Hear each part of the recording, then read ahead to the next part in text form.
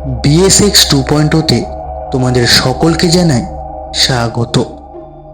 বিভিন্ন স্বাদের গল্প শুনতে এখনই সাবস্ক্রাইব করো আমাদের ইউটিউব চ্যানেলকে এবং পাশে থাকা বেল আইকনটি প্রেস করতে ভুলো না, যাতে যখনই আমরা নতুন কোনো গল্প নিয়ে আসবো তার নোটিফিকেশন সবার আগে তুমি পাও।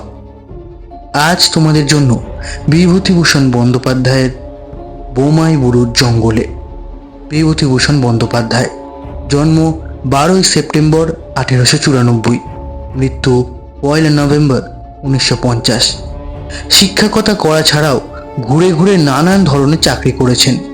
ছোটানাগপুর, হাজারিবাগ, রাঁচি, মানভূমির বিভিন্ন জঙ্গলে ঘুরেছেন এবং সেই সব অভিজ্ঞতা কাজে লেগেছে তার লেখায়। জমিদারি দেখাশোনা করার কাজে জঙ্গলমহলে থাকার সময় পথের পাঁচালী লেখেন। অপুর চরিত্রের সৃষ্টিকর্তা মাত্র 21 বছরের সাহিত্য জীবনে লিখে গেছেন অনেকগুলি উপন্যাস ও অজস্র ছোট গল্প। তার মধ্যে উল্লেখযোগ্য আরণ্যক, আদর্শ হিন্দু হোটেল, চাঁদের পাহাড় ইত্যাদি। বোমাই বুড়োর জঙ্গলে আরণ্যক উপন্যাসের একটি অংশ। গল্পের ভাষাটি আমরা সব ধরনের শ্রোতাদের জন্য একটু সহজ করে নিয়েছি। আজকের গল্পের প্রধান চরিত্রে কথক, আশরাফের টিন্ডিল, বৃদ্ধ এবং তার ছেলে। আজকের গল্প পাঠে আমি অরূপ, বৃদ্ধর ছেলে এবং সাউন্ড ডিজাইনে শিবদাস, পোস্টার নীলেশ। তাহলে শুরু হচ্ছে বিভূতিভূষণ বন্দ্যোপাধ্যায়ের গল্প অবলম্বনে বোমাই বুড়োর জঙ্গলে।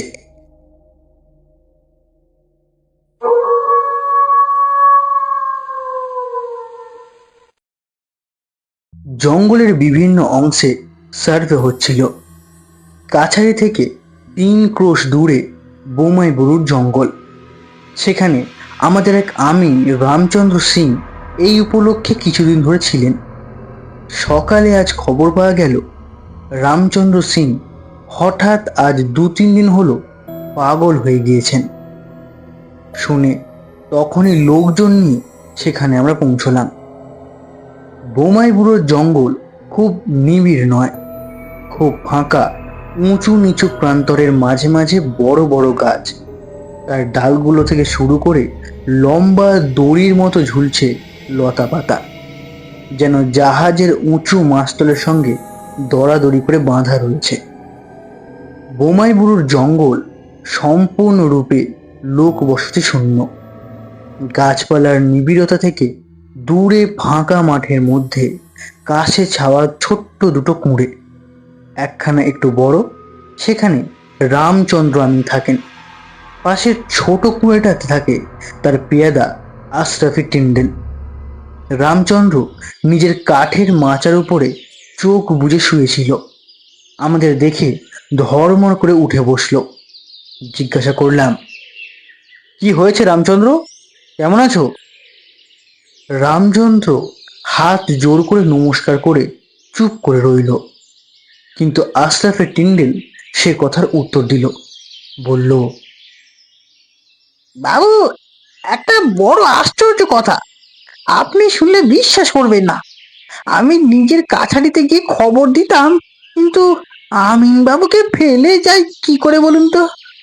উম, ব্যাপারটা এই আজ কদিন থেকে আমিন বাবু বলছেন একটা কুকুর এসে রাত্রে তাকে বড় বিরক্ত করে। আমি শুয়ে ছোট ঘরে, আমিন বাবু শুয়ে থাকেন এখানে। 2-3 দিন এইরকম গেল। রোজই ইনি বলেন, এই থেকে একটা বড় সাদা কুকুর আসে বল দেখি রাত্রে। মাচার ওপর বিছানা পেতে শুই, কুকুরটা এসে মাচার নিচে কেউ কেউ করে, গায়ে ঘেঁস দিতে আসে। শুনি বড় একটা গা করিনি বাবু। আর 4 দিন আগে উনি অনেক রাত্রে বললেন, আশরাফি, আশরাফি, শিগগির এসো, তাড়াতাড়ি বেরিয়ে এসো, কুকুরটা এসেছে, আমি তার লেজ চেপে ধরে রেখেছি, লাঠি নিয়ে এসো। আমি ঘুম ভেঙে উঠে লাঠি আলো নিয়ে ছুটে যেতেই দেখি, বললে বিশ্বাস করবেন না হুজুর, কিন্তু হুজুরের সামনে মিথ্যে কথা বলবো এমন সাহস আমার নেই। দেখি একটি মেয়ে ঘরের ভিতর থেকে বার হয়ে জঙ্গলের দিকে চলে গেল। আমি প্রথমটা থতমত খেয়ে গেলাম। তারপর ঘরের মধ্যে ঢুকে দেখি আমিনবাবু বিছানায় হাতড়ে দেশলাই খুঁজছেন।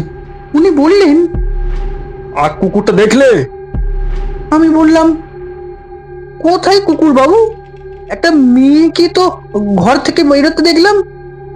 উনি বললেন, উন্মুখ, আমার সঙ্গে বেয়াদবি! মেয়ে মানুষ কেন আসবে এই জঙ্গলে রাত দুপুরে? আমি কুকুরটার লেজ চেপে ধরেছিলাম, এমনকি তার লম্বা কান আমার গায়ে ঠেকেছে। মাচার নিচে ঢুকে কেউ কেউ করছিল। নেশা করতে শুরু করেছো বুঝি? রিপোর্ট করে দেবো সদরে।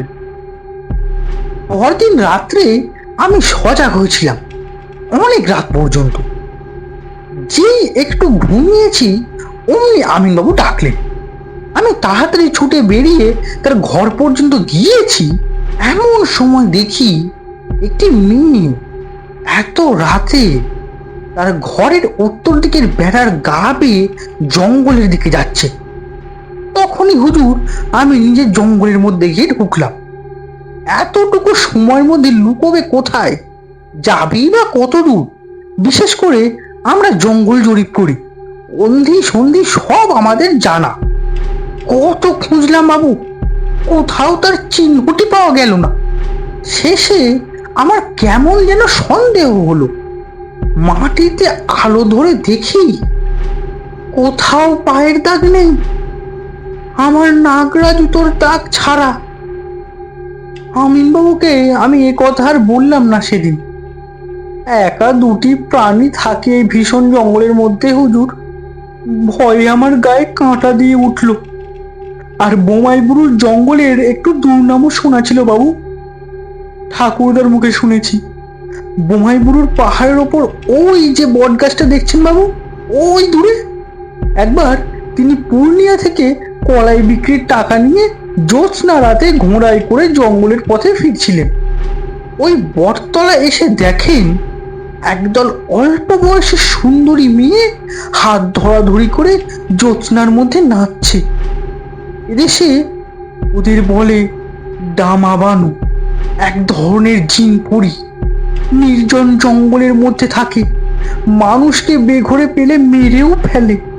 হুজুর, পরদিন রাত্রে আমি নিজে আমিনবাবুর তাঁবুতে শুয়ে জেগে রইলাম সারা রাত। সারা রাত জেগে জরিপের খাক বন্দির হিসেব কষতে লাগলাম। বোধ হয় শেষ রাতের দিকে একটু তন্দ্রা এসে থাকবে। হঠাৎ কাছেই একটা কিসের শব্দ শুনে মুখ তুলে চাইলাম। দেখি আমিন সাহেব ঘুমোচ্ছেন। ওর খাটে আর খাটের নিচে কি যেন একটা ঢুকেছে। মাথা নিচু করে খাটের নিচে দেখতে গিয়ে চমকে উঠলাম। আধো আলো আধো অন্ধকারে প্রথমটা মনে হলো একটি মেয়ে যেন গুটি সুটি মেরে খাটের তলায় বসে আমার দিকেই হাসি মুখে চেয়ে আছে। স্পষ্ট দেখলাম হুজুর, আপনার পায়ে হাত দিয়ে বলতে পারি। এমনকি তার মাথায় বেশ কালো চুলের গোছা পর্যন্ত আমি স্পষ্ট দেখেছিলাম। লণ্ঠনটা ছিল যেখানটাতে বসে হিসাব করছিলাম সেখানে, হাত 6-7 দূরে। আরো ভালো করে দেখবো বলে লণ্ঠনটা যেমন আনতে গিয়েছি, ঠিক কি একটা প্রাণী ছুটে খাটের তলা থেকে বেরিয়ে পালাতে গেল। ডোরের কাছে লণ্ঠনের আলোটা ফাঁকা ভাবে পড়েছিল। যেই আলোতে দেখলাম একটা বড় কুকুর, কিন্তু তার আগা করা সাদা হুজুর, কালোর চিহ্ন কোথাও এক ফোঁটা গায়ে নেই। আমিন সাহেব জেগে বললেন, কি কি কি হয়েছে কি? বললাম, ও কিছু নয়, একটা শেয়াল কি কুকুর ঘরে ঢুকেছিল। আমিন সাহেব বললেন, কুকুর? কিরকম কুকুর? বললাম, সাদা কুকুর। আমিন সাহেব যেন একটা নিরাশার সুরে বললেন, সাদা? ঠিক দেখেছো না কালো? বললাম, না, সাদাই হুজুর। আমি একটু বিস্মিত যেটা হয়েছিলাম এমন নয়, সাদা না হয়ে কালো হলেই বা আমিনবাবুর কি সুবিধা হবে তা ঠিক বুঝলাম না। উনি ঘুমিয়ে পড়লেন, কিন্তু আমার কেমন যেন একটা ভয়ে অস্বস্তি বোধ হচ্ছিল। কিছুতেই চোখের পাতা বুঝতে পারলাম না। খুব সকালে উঠে খাটের নিচেটা একবার কি মনে হতে সেখানে খুঁজে দেখলাম। সেখানে এক গাছা কালো চুল পেলাম। এই সে চুল রেখেছি হুজুর। মেয়ে মানুষের মাথার চুল কোত্থেকে এলো এ চুল? দিব্যি কালো কুচকুচে নরম চুল। কুকুর, বিশেষত সাদা কুকুরের গায়ে এত বড় নরম কালো চুল হয় না হুজুর। এ হলো গত রবিবার, অর্থাৎ আজ 3 দিন আগের কথা। এই নিয়ে দিন তিনেক আমিন সাহেব তো একরকম উন্মাদ হয়েই উঠেছেন। আমারও ভয় করছে হুজুর, এবার আমার পালা কিনা তাই ভাবছি। আশরাফি টিন্ডিল এই অবধি বলেই থামল। গল্পটা বেশ আষাঢ়ে গোছের বটে। সে চুলগাছি হাতে করে নিয়ে কি করব ঠিক বুঝতে পারলাম না। মেয়ে মানুষের মাথার চুল, সে বিষয়ে কোনো সন্দেহ নেই।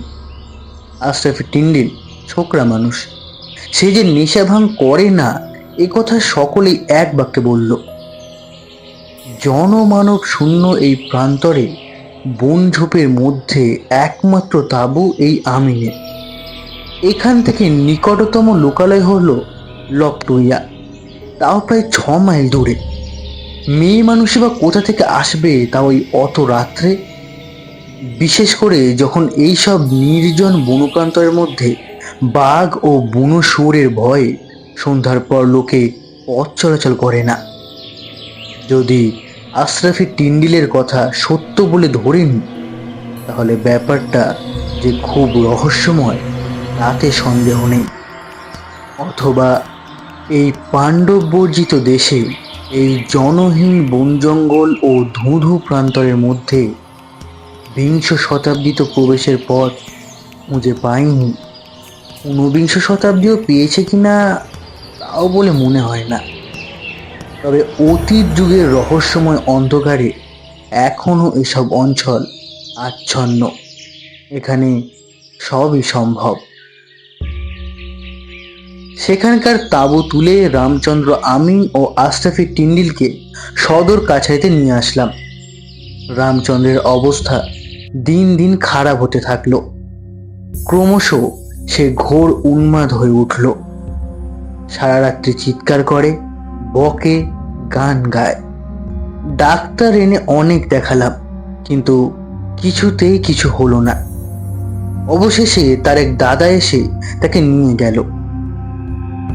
এই ঘটনার একটা উপসংহার আছে, যদিও তা ঘটেছিল বর্তমান ঘটনার 7-8 মাস পরে।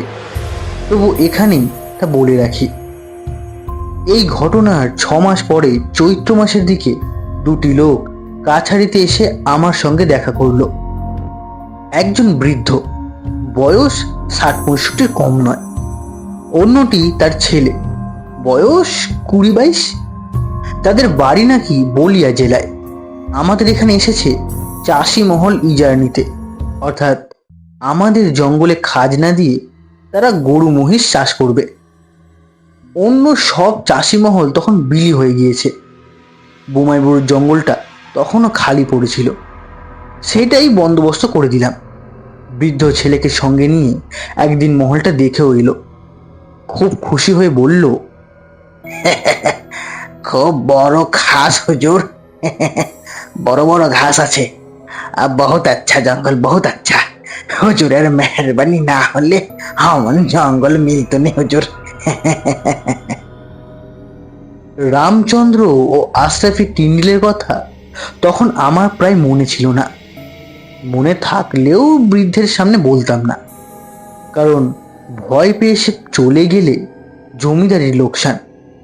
স্থানীয় লোকেরা সেই ঘটনার পর বোমাইবুড়োর জঙ্গল থেকে মোটেই যেত না। মানুষের ভয় হয়ে গেছে রামচন্দ্র, আমি আর আশরাফি টিন্ডিলের সেই ঘটনা শোনার পর। মাসখানেক পরে বৈশাখের গোড়ায় একদিন বৃদ্ধ তার ছেলেটাকে নিয়ে এসে হাজির। মহা রাগত ভাব, তার পিছনে পিছনে সেই ছেলেটি কাঁচু মাচু ভাবে দাঁড়িয়ে রয়েছে। বললাম, কি ব্যাপার? বৃদ্ধ রাগে কাঁপতে কাঁপতে বলল, এই বাঁদরটাকে নিয়ে এলাম হুজুরের কাছে। হুজুর, একে আপনি শাসন করে দেন। পা থেকে জুতো খুলে পুঁসি জুতো মারুন, ও শব্দ হয়ে যাক। কিন্তু কি হয়েছেটা কি? হুজুরের কাছে বলতে লজ্জা করে। এ বাঁদর এখানে এসে পর্যন্ত বিগড়ে যাচ্ছে। আমি 7-8 দিন প্রায় লক্ষ্য করছি। লজ্জা করছে বলতে হুজুর, লজ্জা করছে। প্রায় মেয়ে মানুষ ঘর থেকে বেরিয়ে যায়। একটা মাত্র খুপড়ি 7-8 হাত লম্বা, ঘাসে সারা হুজুর। ও আর আমি দুজনে সই। আমার চোখে ধুলো দিতে পারা অত সোজা নয়। 2 দিন যখন দেখলাম তখন ওকে জিজ্ঞাসা করলাম, ও একেবারে গাছ থেকে পড়লো হুজুর। বলে, কই, আমি তো কিছু জানি নে।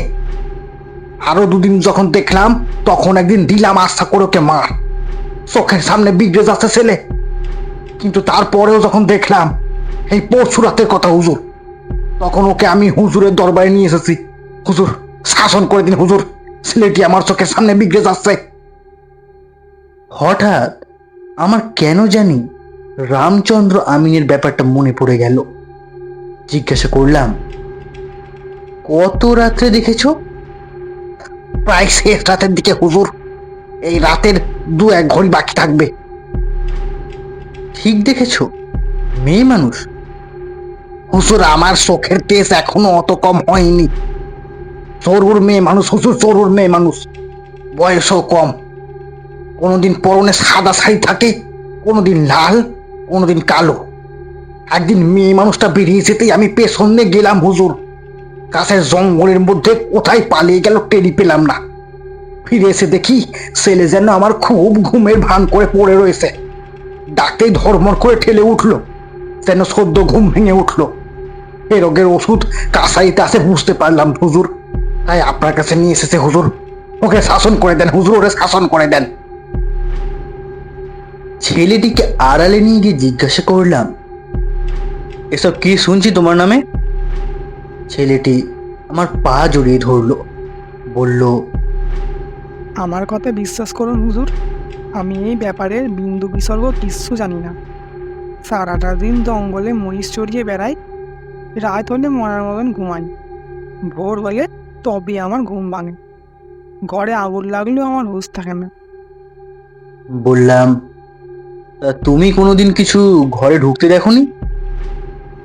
না হুজুর, আমি ঘুমালে কোনো হুঁশ থাকে না। এ বিষয়ে আর কোনো কথা হলো না। আমি যখন আড়াল থেকে ফিরে এলাম, বৃদ্ধ মনে মনেই খুব খুশি হলো এবং সেই খুশিটা তার মুখেও ফুটে উঠল। সে ভাবলো আমি আড়ালে নিয়ে গিয়ে হয়তো ছেলেকে খুব শাসন করে দিয়েছি। দিন 15 পরে একদিন ছেলেটি আমার কাছেই আসলো, বলল, আগে হুজুর, একটা কথা ছিল। আগের বার যখন আমি বাবার সাথে কাছারিতে এসেছিলাম, তখন আপনি জিজ্ঞাসা করেছিলেন কেন যে আমি ঘরে কাউকে ঢুকতে দেখেছি কিনা? কেন বলো তো? হুজুর, আমার ঘুম আজকাল খুব সজা হয়েছে। বাবা ওরকম করার পর থেকে আমার মনে কেমন একটা ভয় জন্মেছে। তাই কদিন থেকে দেখছি রাতে একটা সাদা কুকুর কোথা থেকে আসে, বহু রাতে এসে বিছানার পাশে শুয়ে থাকে। আবার আমি জাগতে এসে চলে যাই। সে কেন জানি না বুঝতে পারে এইবার আমি জাগবো। এমন তো বহুদিন দেখলাম। কিন্তু হুজুর, কাল রাতে একটা ব্যাপার ঘটেছে। বাপুজিকে এখনো বলিনি, লুকিয়ে লুকিয়ে আপনাকে বলতে এসেছি। সেদিন কালো কুকুরটা রাতে ঢুকেছে। আমি ঘুম থেকে উঠে দেখতেই সে জানালার পাশ দিয়ে পালাতে যাচ্ছে। আমি তড়িমড়ি উঠে সেদিকে গিয়ে দেখে একটি মেয়ে শাড়ি পরে দরজার পাশ দিয়ে বেরিয়ে যাচ্ছে। আমি তো কিছুই বুঝতে পারলাম না ব্যাপারটা কি হলো হুজুর। আমি তাকে আশ্বাস দিলাম, বললাম, ও কিছু নয়, ও চোখের ভুল। আর যদি তোমাদের ওখানে থাকতে ভয় করে তাহলে আমাদের কাছারিতে এসে তোমরা শুতে পারো। ছেলেটি নিজের ভীতু হওয়ার প্রমাণ না দেওয়ার জন্য হালকা করে ফিক করে হেসে সেখানে নমস্কার করে চলে গেল। কিন্তু আমার অস্বস্তি দূর হলো না। ভাবলাম এবার কিন্তু কিছু শুনলে কাছাই থেকে দুজন সিপাহী পাঠাবো রাত্রে ওদের কাছে থাকবার জন্য।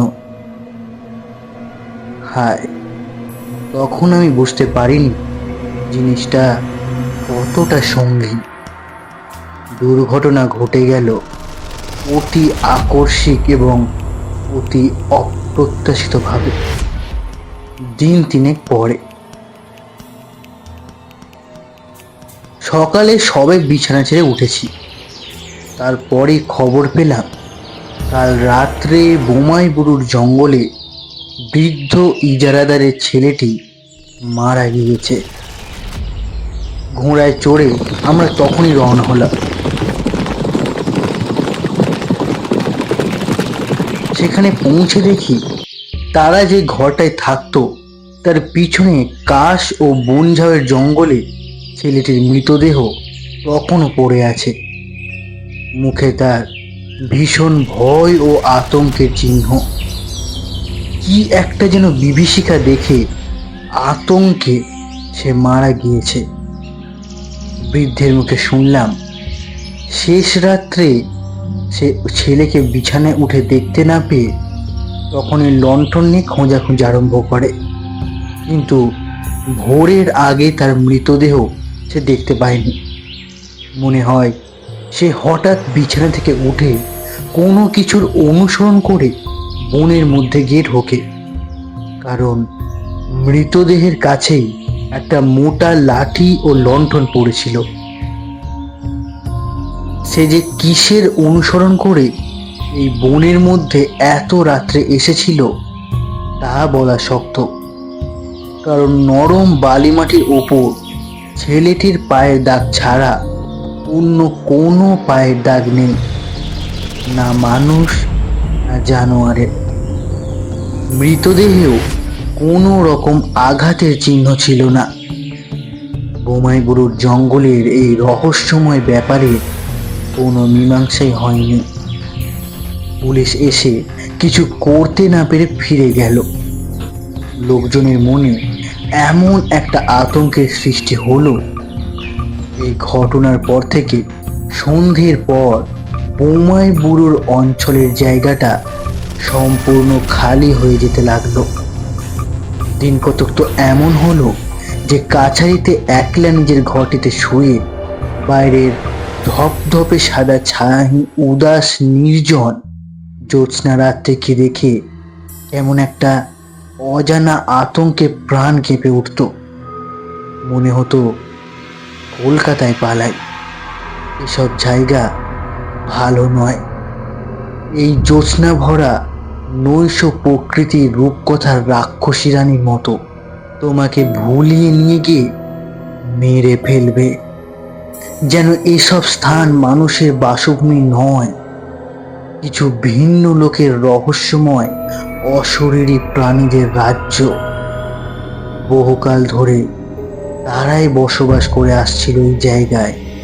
আজ হঠাৎ তাদের এইসব গোপন রাজ্যে মানুষের অনধিকার প্রবেশ তারা পছন্দ করছে না। সুযোগ পেলেই প্রতিহিংসা নিতে ছাড়া ছাড়বে না। তাই বোমাইবুরুর জঙ্গল হইতে সাবধান।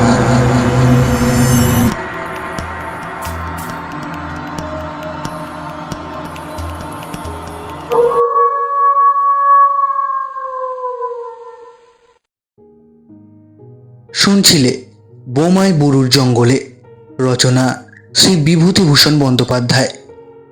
আজকের গল্পে ইজারাদারের ছেলের ভূমিকায় শিবদাস, পোস্টার ডিজাইনে নীলেশ, গল্প পাঠে এবং অন্যান্য কয়েকটি ভূমিকায় এবং পর্ব পরিচালনায় আমি অরূপ, সাউন্ড এডিটিং শিবদাস। এবার তোমাদের পালা। গল্পটি যদি তোমাদের ভালো লেগে থাকে তাহলে লাইক করো, কমেন্ট করো, শেয়ার করো নিজেদের বন্ধুদের সঙ্গে, এবং অতি অবশ্যই সাবস্ক্রাইব করতে ভুলো না, যাতে এই ধরনের আরও গল্প যখনই আমরা নিয়ে আসবো তার নোটিফিকেশান সবার আগে তুমি পাও। তাহলে এখনকার মতো বিদায়। ফিরছি খুব শিগগির নতুন কোনো গল্প নিয়ে। ততক্ষণের জন্য শুনতে থেকো, সঙ্গে রেখো BSX 2.0 কে। বিদায়।